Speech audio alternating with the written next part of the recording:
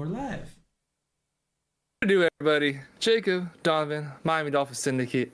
Game 3, day of Game 3. Donovan, how are we feeling about Game 3? I'm feeling pretty good about Game 3. How we pretty much finished that game, just, the last 2 quarters of that game. And That fourth quarter run definitely made me feel better. And coming home, that definitely should be a big boost. I didn't feel great going into Game 2, losing Game 1 how we did, and being down by like 20 points majority of the game. But I know since the Game 2 was so close, if Game 3 is close in that, like if one team's gonna get blown out, it's gonna be us. But if one team, if it's gonna win by a close margin, it's gonna be us. And I have a good feeling that's gonna be a close game. Yeah, if it's any game that it's a close game, I trust us in our very content coming back to Miami in a 1-1 series for both the Panthers and the Heat. I said as if they can get that one game, I feel really good. Panthers didn't do that, got smacked around in Game 2. The Heat did their part. So both series I feel pretty good about, and maybe if we have time, we'll talk a little bit more, as well as, a Mr. Lionel Messi coming to Inter Miami. I mean, has there been a better time to be a South Florida sports fan? I don't think there has been. So just think about, since January alone, the Dolphins made the playoffs again and are looking good for the future for the first time in how long? In March, you had University of Miami men's and FAU men's in the Final Four. You had the University of Miami women's in the Elite Eight. Given UM football and FAU football aren't anything to really brag about, but regardless of that, it's okay. We take our victories when we get them. That's like what you just rattle off 8 teams right there, bro. And now we have the Panthers. I didn't even mention the Panthers or the Heat that are both in the finals. I'm repping the Panthers, as you see. Down 0-2, but don't matter. Panthers in 7. Heat. I got Jimmy, the greatest player in Miami Heat history. Let him win a ring, and then I'll get on the boat. I'll get on the boat if he wins a ring. I was pretty outlandish saying that. So me and Donovan went to Game 3 of the Boston Heat series together, and us and then Joe came along too. And I was saying some pretty outlandish things, saying that Jimmy has eclipsed Dwayne Wade as the greatest Heat player of all time. I now realize that was hyperbolic, and I do need to pull in the reins a little bit. However, if he does win a ring, it's going to be hard to prove me otherwise. That's all I'm going to say. But the Heat and the Panthers are doing their jobs. The Marlins are 5 games above 500. Good for them. Good for them. They have a guy hitting 400. They have a guy hitting 400 on the season. That's ridiculous. 401. Yeah, Arias are. I don't watch Marlins baseball. I don't watch baseball in general. The most noteworthy thing I know about baseball is that it looks like the Dune movie in New York right now. That's the most I know about baseball this season. It looks like Gotham Knights in New York right now. Did you ever play MVP Baseball 2005? No. Oh, that is the single greatest baseball video game of all time. And most of the parks, it was only a night mode and then a day mode and a night mode. But some of the parks had a dusk mode, and the sky was just orange. And that's like almost exactly what it looks like right now in New York City. Jeez. Shout out to Canada. Shout out to Canada and their wildfires. Good job, guys. But we're here. While we're here, we talk about the Dolphins, the Panthers. There's all these teams. So I meant the Heat and the Panthers, all these teams. So we can talk a little bit of Miami Dolphins, and the minicamp's been going on, and mostly positive reports that I've seen so far. And I think before we talk about anything like that, I think we should just talk a little bit about the kind of founder of Tua that passed away, and what Tua did. Tua, Tyreek Hill, Andrew Van Ginkel, and maybe others. Those are just the ones I know off the top of my head. They donated the money, and a really nice sign to see. And I assume the first thing I said to you, if I remember correctly, when you told me about the donation, I'm like, hopefully this can kind of bridge the fan bases back together. Or I don't even know if I said that for the donation. I think I said that just when I heard he passed away. Because we all know there's one side of Dolphins Twitter, there's another side of Dolphins Twitter, but at the end of the day, we are all Dolphins fans, and I would love to see that start to merge I'm hopeful at the very least this is something that can do that. Yeah, absolutely, man. And this guy Eric, he created Tuanon. I mean, everybody had fun with it. Even if you didn't like Tua, you had fun with Tuanon. I mean, Tuanon made it to national news. Like Peter Schrager mentioned him on Good Morning Football the other day. Mentioned his passing, and also he's been mentioned before. I mean, he was a pain in Chris Sims' ass, which is hilarious. Chris Sims, Colin Cowherd. Yeah, even Colin Cowherd. I forgot about that. Yeah, but like he created something that will live beyond him, and Tuanon will live on. Yeah, and as Miami Dolphins fans, the thing that I've kind of tried to self-proclaim that I like to be the bridge between the two sides of the fan base. Like, I think Tua is good enough as a player that he can lead us to a Super Bowl, but I do still have my worries at the same time. So I'm speaking on both sides of the fan base, and clearly that hasn't worked. Clearly everybody's still very opinionated about their side, and definitely the Tuanon people for the longest time. I mean, they were when unaffiliated football fans thought of Miami Dolphins football, thought of the Miami Dolphins fan base, you thought of Tuanon, and something that like you just mentioned, is still going to live on either way. Yeah, absolutely. I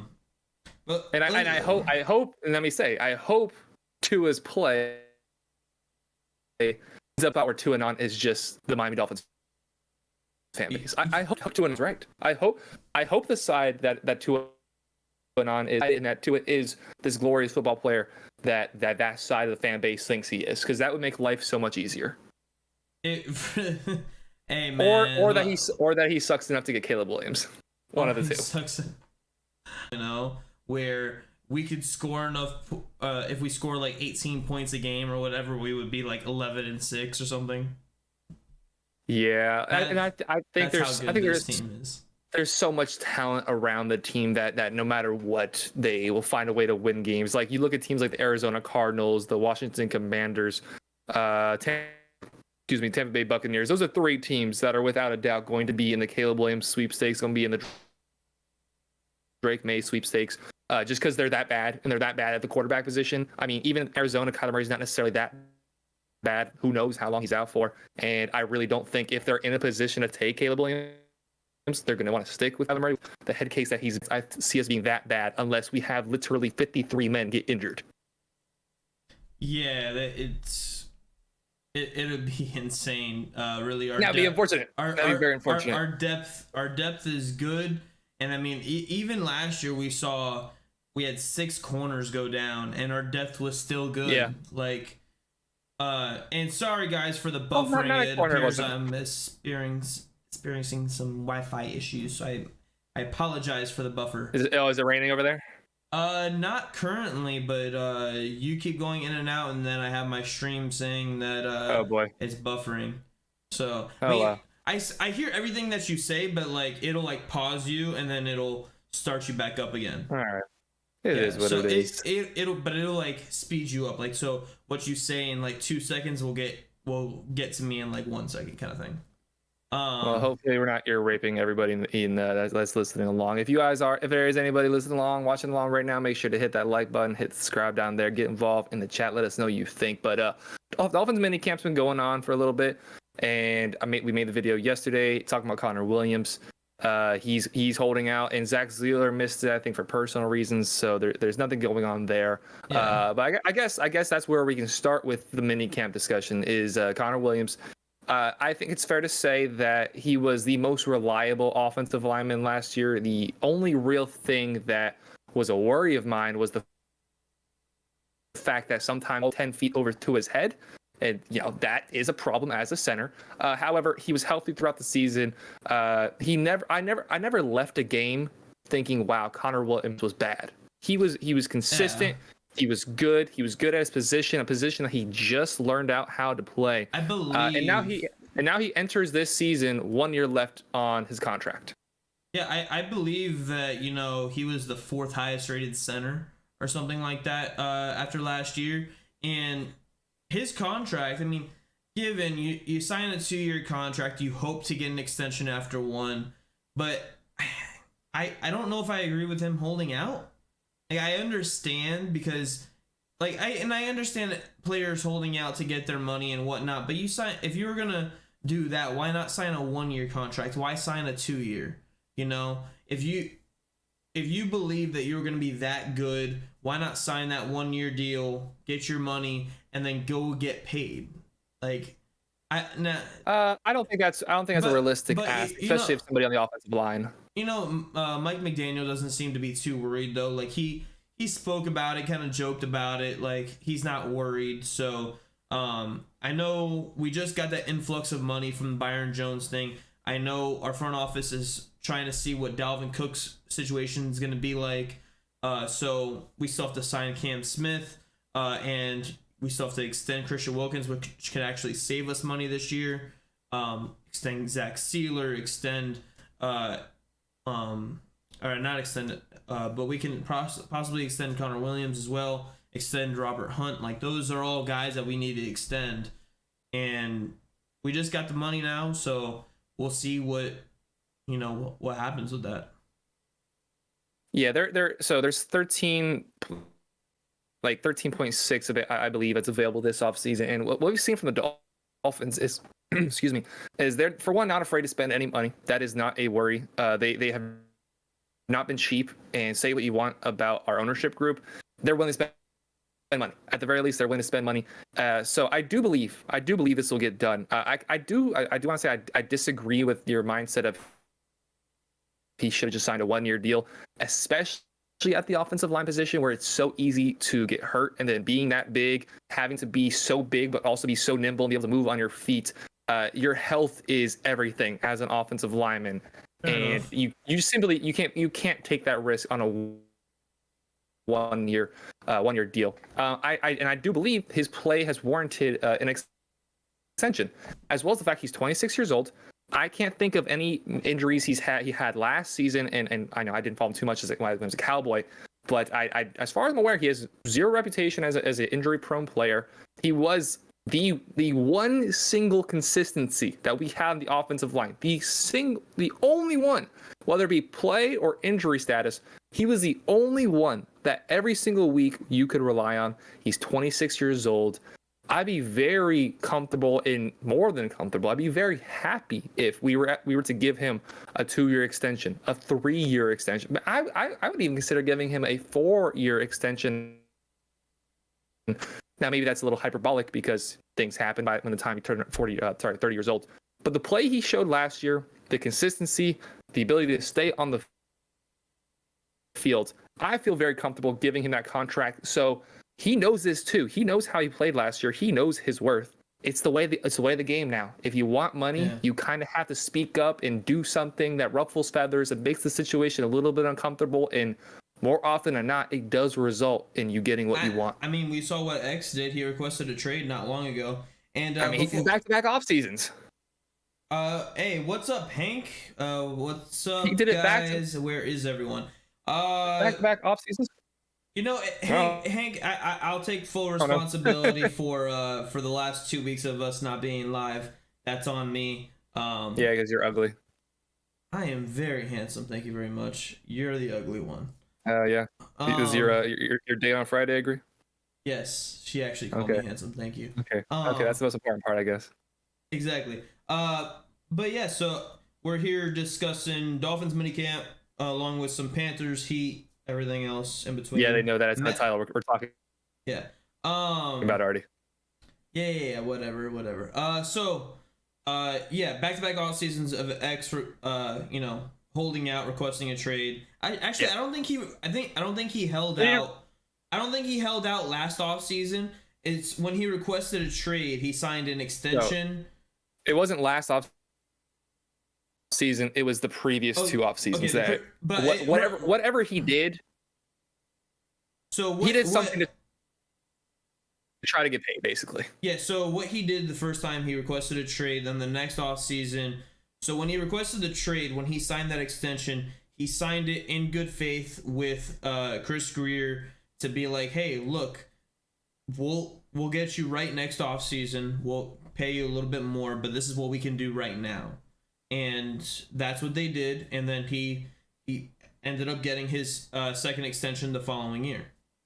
Yeah. So what do you think, or what do you want Connor Williams to get if he is to get an extension on his contract? It's so hard. What do you think he's looking at in terms of money? If he's looking in terms of years?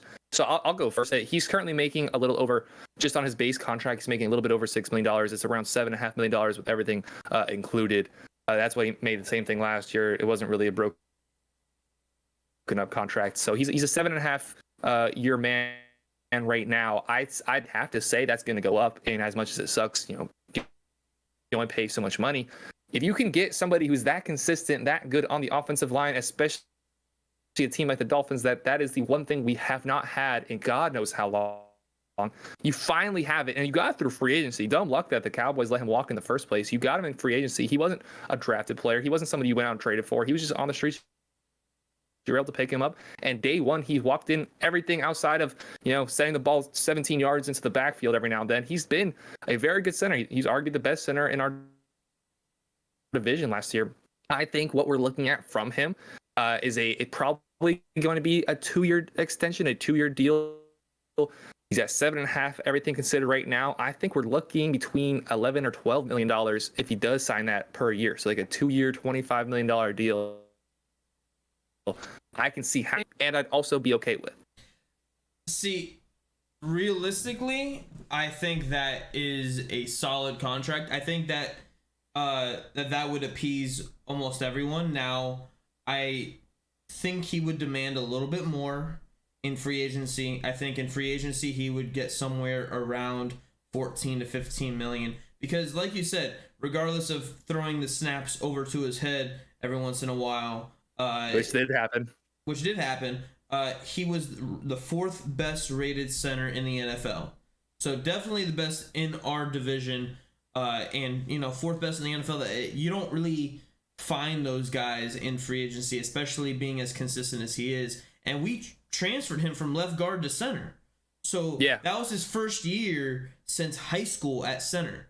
So to have a second year on that now, if he does play out this year without a contract, and he does as well as he did last year or even better, then he could possibly be looking at a $14 to $15 million a year deal, which, from what I've seen the Dolphins do so far, all their big contract players are signed. Bradley Chubb, Jalen Ramsey, Xavier Howard, all these guys are signed for the next 2 to 3 years, and I think that's their bubble for their Super Bowl. So do you think this extension gets done this year, or do you think that both sides just refuse to part ways or refuse to come into the middle, and he has to play this season under this deal? Do you think it gets done? I think the deal gets done. I think it comes out to what you said, maybe a little bit more. Maybe it's only a 1-year extension and it's front loaded, or they have more money this year and less money out back. That's definitely going to be the case, regardless of really how much or where he is, because they just want him to, or they want all their money to be in the next 2 years, and they want to have a clean slate almost after that, where they trust Greer to build the roster through the draft, kind of thing. Yeah. Okay. I think it gets done too, and if it does get done, that then takes a little bit of money away that potentially could be going towards Mr. Dalvin Cook. Cook we talked about a few times this week, and it was always something that was kind of like in the back of our minds as Dolphins fans, as this is a possibility. I didn't think he'd get cut by the Vikings, and to be fair, he hasn't been cut yet, but it does look like it's going to happen. I thought this whole time they're just going to find a way to work it out, whether it's a restructured deal or he just keeps playing on the team, because they're in a position where they can easily win that division again next year. So I thought he'd end up staying, but everything looks like he's going to be leaving. And the report that we talked about a few days ago was that it's looking like it's going to be between us and the Buffalo Bills. All that being said, we have a pretty solid running back core that I feel good about going into the offseason. But what do you think Dalvin Cook would truly add to this offense if we were able to bring him in? Regardless of who's at quarterback, if we had Dalvin Cook in this offense with this coach, these receivers, anything, we can put Mike White, Skylar Thompson back there, and we put up at least 25 points a game. I don't know if I feel that giddy, but I like the enthusiasm. Well, I said, I did say 25. With Tua, I think it's 30-plus points per game. With Mike White or Skylar Thompson, I think it's 25 points per game. You think we're averaging 30 points per game with Tua? Think about what you just said. 100%. 30 points per game with Tua. With this offense, with Dalvin Cook. Anywho. Think about the offenses over the past 10 years that have averaged over 30 points per game. Yeah, how many have there even been? Ooh. Yeah, what do you think I'm doing right now? I don't think, you go ahead and Google that. I don't think that is something that is as easily attainable as you think it is. I think that, no, don't get me wrong. I think if Tua is healthy, I think, which is, every single time I feel like we talk, it's like, if Tua is healthy, then let's talk about happy things. If Tua is healthy, yeah, like we can have the highest scoring offense in the league. I do not doubt that for a second. And the one, so I definitely want, let me say this straight up. I do want the Dolphins to get Dalvin Cook if he hits the free agent market. However, I don't think his name is accurate. With the standing we have with the thought of Dalvin Cook is truly what you'd be getting if Dalvin Cook's brought in. So definitely injuries is certainly an issue. Has had 10 notable injuries since he's entered the NFL that has caused them to miss time. Last year, averaged below yards per carry wise between all the guys in our backfield who got serious reps, that being, of course, the duo of Mostert and Jeff Wilson. He's been much less efficient, and we saw that unfold firsthand at the game last year with the Vikings. I mean, he was at something like 20 carries for like 50 yards before he bust out that long run to seal the game for the Vikings. I think he still has a lot to offer in the tank. However, there are certainly issues with this game. You're not getting a top 10 running back if you bring in Dalvin Cook. I think that's without a doubt. He is not a top 10 running back anymore. Have you gotten anything on our 30 points per game score? I haven't, but I have seen that the Dolphins have done it 16 times. The Miami Dolphins have averaged 30 points per game 16 times in the franchise history? Yes. I do not believe that for a second. 30 points per game. Yep. I'm just looking up what the Chiefs' points per game was. Last year was 29.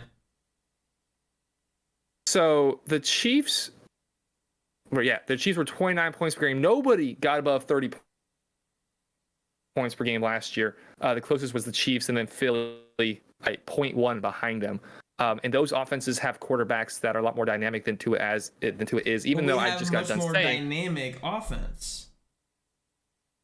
Yeah, but the quarterback definitely makes it. Don't get me wrong. I think so. Last year we were 11th, 23.8 points per game, and a lot of that was due to the games that Tua either was knocked out of or missed entirely. If he is healthy, I think it is a top 3, definitely top 5 point per game offense. But I don't think Dalvin Cook truly adds as much to the offense as I think a lot of the fan base thinks. So you sound more positive. You sound more enthusiastic about it than I do.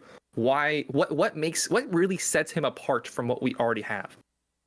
So what we already have, like, we have good runners, but we don't have elite runners. Like, we have 2, possibly 3, depending on Devon A-Chain, top 30 running backs, right?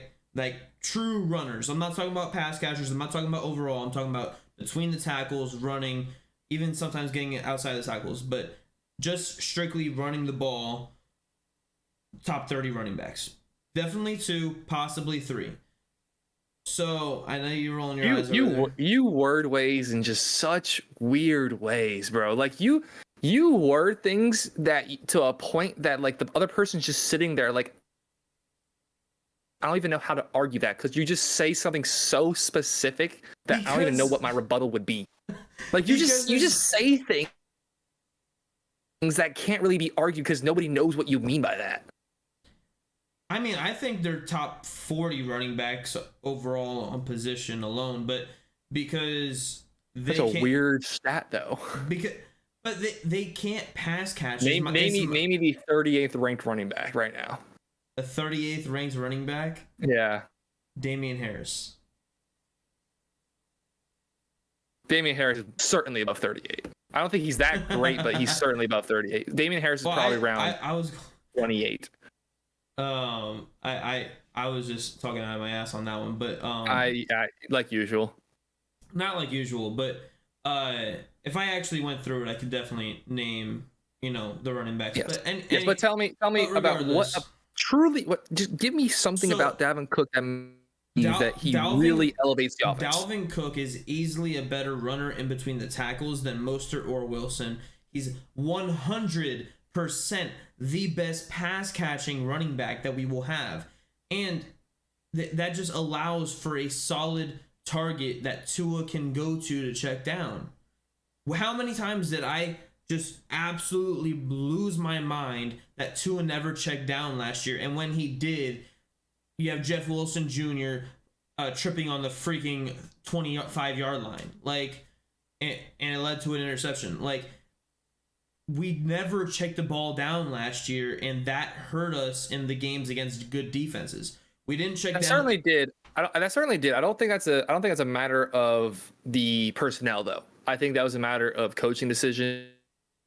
I think it's a mixture. And Tua just not. Let me start off by saying I know we don't have the best running backs in the world, so it's definitely a mixture. But I don't think Dalvin Cook is the receiving back that you think he is. Last year he had below 300 yards and so he had 295 yards. 95 of those were in one single game against the Colts. That was the game where they went to overtime when they were down by like 35 points. So Kirk Cousins was just dumping it down to him time and time again. So if you remove that game, over a 16-game stretch, he had 200 yards receiving last year. I'm seeing here, he had 2 games below 2 yards per carry. He had 4 or 5 games below 4 yards, more than that actually, below 4 yards a carry. He's not the runner between the tackles he what used to be. He doesn't have the explosion like he used to. He's not great in the passing game. I think Devon Achane is already better in the passing game. You're not giving context though. I'm talking about what he actually did last year that we saw from him. Last year, his offensive line sucked. Last year, their offense was mainly throwing it to Justin Jefferson. I don't doubt that for a second. But who else's offensive line sucked? And then look what happened when TJ Hawkinson came in. When TJ Hawkinson came in, that's less targets once again. Then they started trusting KJ Osborne more. And, that whole offense just shifted away from being centered around Dalvin Cook to being centered around Justin Jefferson, and rightfully so, because Justin Jefferson is possibly the best skill position player in the NFL. So what could you say about the Vikings that you can't say about the Dolphins? Everything you just said about the Vikings, you can just apply to the Dolphins. The Dolphins had one of the worst offensive lines of football last year. They brought in somebody certainly better than TJ Hawkinson, albeit in the offseason with Tyreek Hill, and then Jalen Waddle on top of that. So you have 3 things that you pretty much just said about the Vikings that I could then apply also to what the Dolphins offense was last year. I've seen somebody who's regressed as a runner. I've seen somebody who's picked up injuries every single season he's been a pro. I still want Dalvin Cook, but I don't think he adds as much to the offense as both you think and a lot of the fan base thinks. I still think, that he adds a lot. What he did last year, he didn't do much. He didn't have to do much. The stats don't cover as much. Now, given he had those couple games where he averaged under 2 yards per carry. Okay, whoop-de-doo. They were able to. Hey, don't give me that. Whoop-de-doo. We had games where we ran the ball less than 10 times. We had games where we didn't even get 20 yards rushing. We didn't run the ball. And when I think part of our success running wise, our average per carry was because we barely ran the ball. So teams played back, they played the pass, and then when we ran the ball, we had a little bit of success. But we saw, besides a couple of games when we ran the ball, we got stuffed unless we ran it behind Robert Hunt, and we can't run all of our things behind Robert Hunt. Now, given but what you just said doesn't apply. That doesn't apply to Dalvin Cook. If I told you he had a game that he had 42 yards rushing, how many carries do you think he had? 42 yards rushing?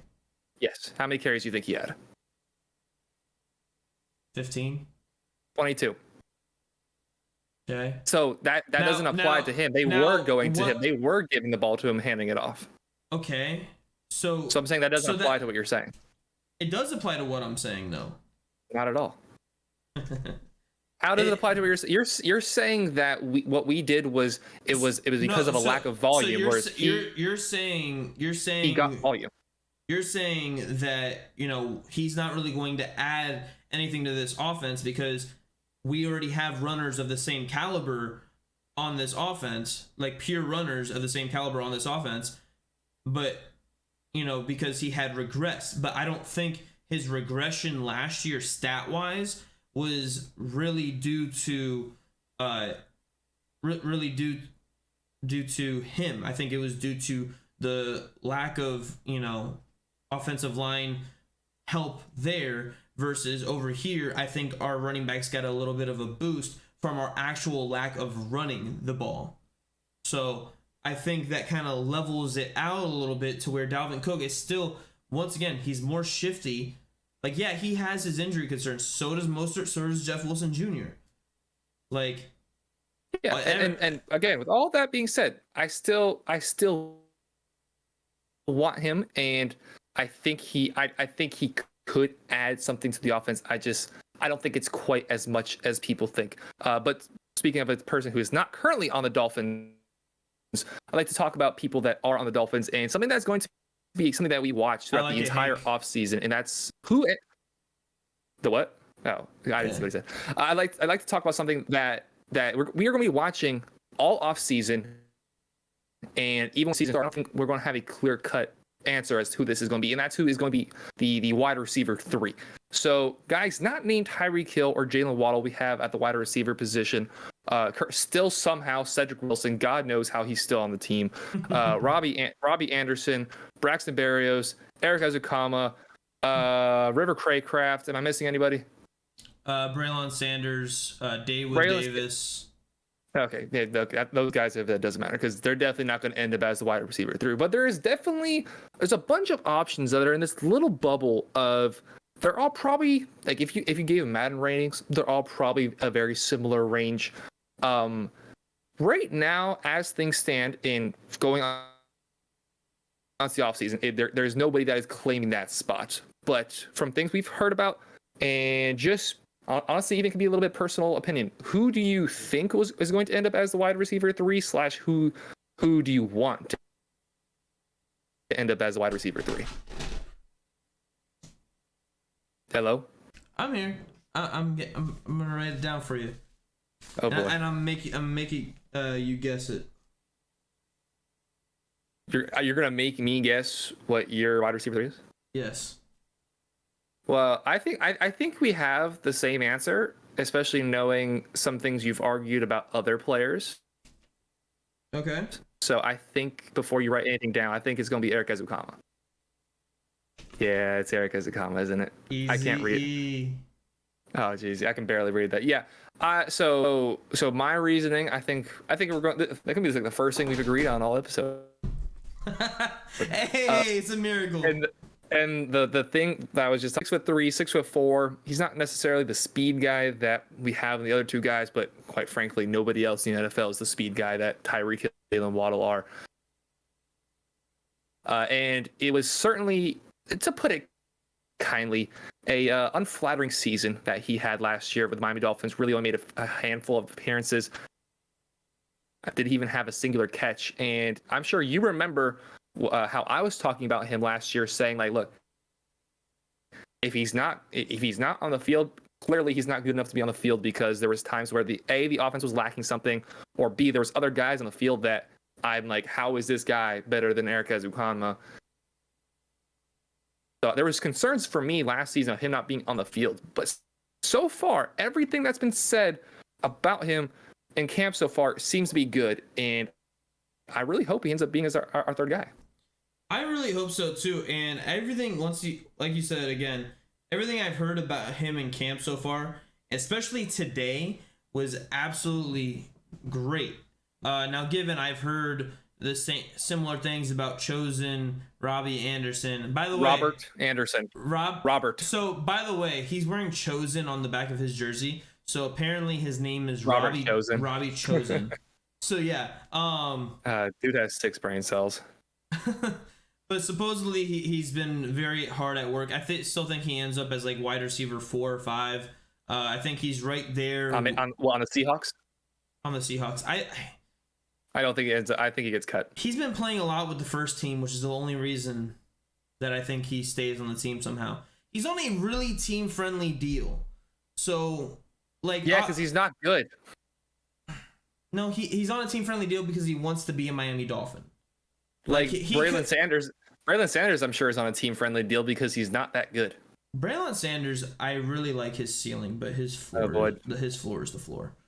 I'm waiting to hear that he could be a wide receiver 3 on any other team.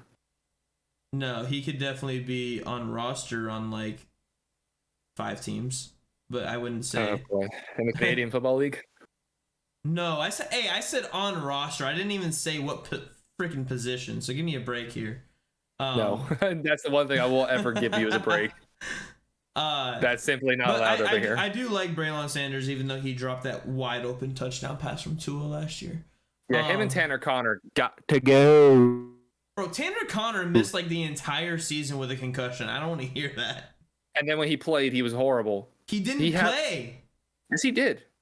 Bro, he played like the first 2 games on special teams, and then he was out for the season.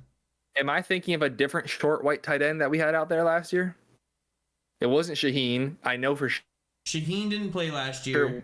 I know. As much as I give Gesicki crap, I know it wasn't him. We had a white tight end out there that was dropping passes like that was his job. I'm pretty sure it was Tanner Connor. What number did he wear? Google. I'm 90. Well, you Google his number. I'm just going to Google Tanner Connor stat because it's a sad and depressed life to track that. Tanner Connor stats. I'm pretty sure.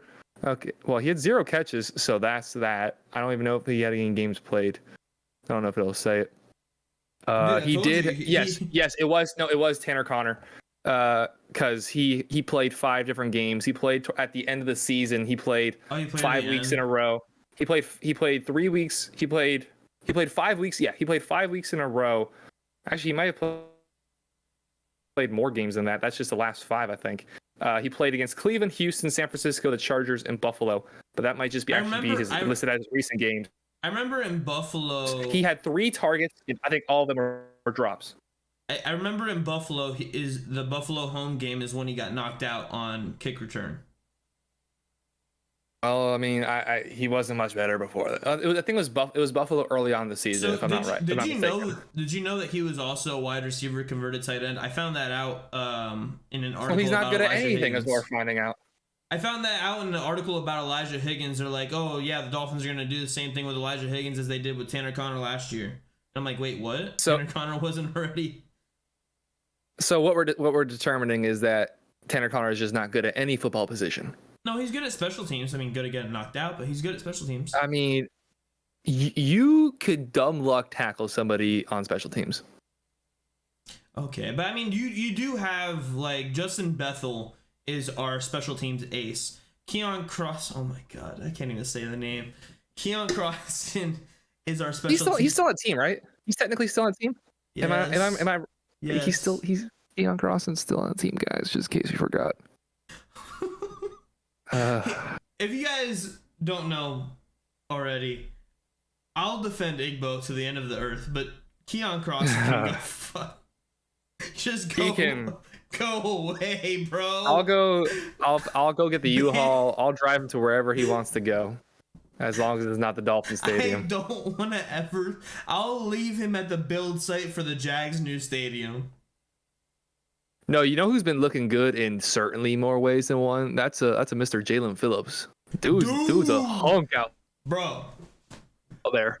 That's a handsome dude. That's a massive dude, bro. And similar to as a comment, like I mean, different standard because Jalen Phillips was already one of the best defensive linemen, depending on what position you want to consider him last year. He's already have some status on the team, and everything I've heard from him is like, oh, this guy's getting even better. Dude, he's gotten even better. His footwork is crisp. He's learned different new moves. He's been working with Bradley Chubb and Emmanuel Ogbah all off season. These guys are all in sync. By the way, speaking of Emmanuel Ogbah, you know Danielle Hunter is on the trade block with the Vikings. How Chris Greer would it be to trade Ogbah and a second to get Danielle Hunter and Dalvin Cook? Okay, stop playing Madden. You love these Madden-esque trades that never happen in real life. No. Meanwhile, nobody ever does those trades. It's never going to happen. It's never going to happen. I'm saying that now. It's never going to happen, but it would be so funny if it did. It would be. It's 7:44 right now. I said I had to go at 7:45. Before I do end up going, because your boy's going to Ale House to watch with the homies that are not you, since you're in the middle of nowhere right now. How's the game going to go tonight? Tonight? All right, so we're going to be down by 8 with 6 to go, and then we're going to win by 5. Does Jimmy finally have his coming out party? Jimmy finally has his coming out party. He drops 39. His party. Boston. From Boston. I think we see some of them Bostonians. I think we see. I don't think we get a coming out party from Jimmy. I think we get something similar that we've seen for the last few games. I think he does continue to struggle to find his shot, especially early on in the game. Do you remember what I said going in? Remember when we were in the Uber on Saturday going to the wharf? Remember when we were talking about the Heat and what was do you remember what I said needed to win you? Do you remember exactly what it was? Dude, I don't even remember. I was 5 drinks in at that point. 5, that's it? Jeez, I was like 15. In our stupor, that was the most first. Before I say this, that was the most intelligent conversation we had all night. May I say? Duncan did it. Gabe did it. Gabe led the team. Okay, does Caleb finally scoring? That needs again. Does Caleb finally, break out of his little slump? Now he hasn't played many minutes because of his size, but does he break out of his he's slump? Also not playing good. Like I think he started game 1. Am I not wrong? Or am I wrong with that? You're wrong. Highsmith started that. No way. They started Haywood Highsmith. They started Haywood Highsmith, and then they started Kevin Love last game. Are you sure about that? He only played like 10 minutes game 1 off the bench. I know he didn't play good game 1. I know he's got 3 points total, and at the very least, he started. No, he started. Dingus. Haywood Highsmith did not start. Come on. Caleb Martin did start, and he had 3 points. Okay, he had 6 points total. Sorry, he had 3 points that game. 3 points the other day. I don't care if it's him. I'm gonna say the same exact thing that I said before that game. If 2 of Vincent Struess, Caleb Martin, and Jimmy Neutron have at least 12 points, then we win. And I do feel good going into this with a win. I'm gonna give you guys. I'm gonna give a 107-101 win for the Miami Heat. Ooh. Odd numbers. 107-101. You gave final score predictions. I didn't even give that. I think both of those are prime numbers. They're not both prime. So odd numbers and prime numbers. What can you divide to get 101? Nothing. I think. I don't know. And it just sounds right. There's nothing you can divide. There's no prime numbers that you could divide to get either 101 or 107. I firmly believe that. Unless it's 7. The only number might be 7. Definitely not 107. The 101 might be 7. Divide 101 by 7. What is it? 101 divided by 7 is 14.4. Yeah. I'm right. 101 and 107 are prime numbers. That's what we're going to leave you with, ladies and gentlemen. Thank you all very much for watching us. During the few of y'all that have slid in, we really appreciate y'all. If you haven't done so already, make sure to like, subscribe. Appreciate y'all stopping by the stream. Before we go, let us know down below. Yeah, what the fat guy said. Join the Discord. Thank y'all very much for getting involved.